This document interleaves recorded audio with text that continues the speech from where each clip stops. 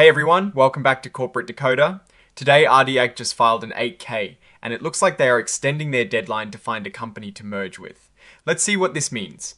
Quick note, this is not financial advice, just my take on public filings for educational purposes. They are pushing their merger deadline back, and it seems they are using debt to fund this extension, which is something to watch. This filing is for Dragon Acquisition Corp, a company that went public with the goal of finding another company to merge with, a type of company often called a SPAC. This report is an 8K, a document companies file to announce major events that shareholders should know about. This next part is a standard checkbox section. Basically, it asks if this filing is meant to also cover other types of disclosures. For R.D.A.C, it looks like none of these apply to this specific filing. Now, let's get to the meat of it. R.D.A.C has issued 2 promissory notes, which are basically loans. Each note is for $50,000. One is to Aurora Beacon LLC, which is the company's sponsor.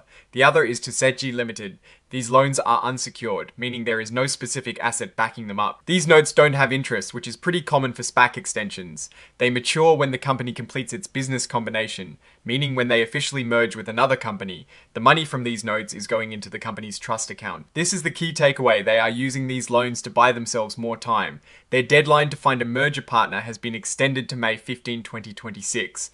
This suggests they haven't found the right deal yet, or perhaps are in advanced negotiations and need a bit more runway. Here is another interesting detail. The people or entities who lent the money have the option to convert these loans into company units. These units are the same kind that were offered during their initial public offering, and they are converting at $10 per unit. This conversion option is a form of dilution. If the lenders decide to convert, it means more shares or units will be in circulation, potentially reducing the ownership percentage of existing shareholders. With SPACs, especially those struggling to find a merger partner, this is a common way to raise funds for extensions while also incentivizing the lenders. Looking at the context, R.D.A.C has had a few articles about them recently.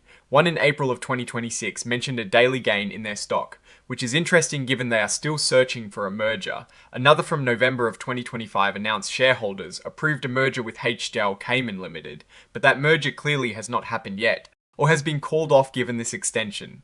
They priced their IPO back in October of 2024, and in January of 2026 they issued $100,000 in notes, which is very similar to this filing today, indicating a pattern of needing these extensions and funding them with debt. The company has ordinary shares, units, and rights, all trading on the NASDAQ. The fact that they are issuing more debt for an extension, and that debt can be converted into units, suggests that the company's sponsor and related parties are providing capital to keep the SPAC alive. This is a pretty common scenario for SPACs. It shows they are committed to finding a deal, but it also highlights the difficulty in closing these mergers. Companies like this often face pressure to merge quickly, and when they don't, they need to secure extensions, often through related party loans that can dilute existing shareholders.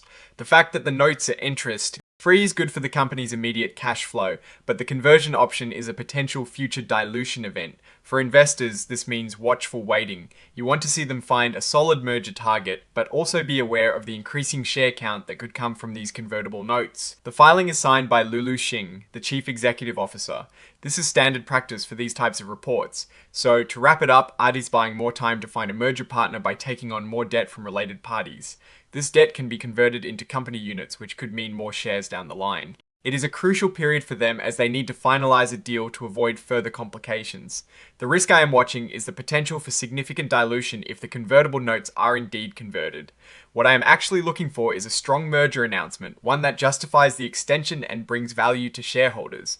Oh, and the research tools I actually use are linked in the description. They help keep this channel going. That is my take. Stay decoded, like this video and subscribe for more, and join our Discord community linked in the description.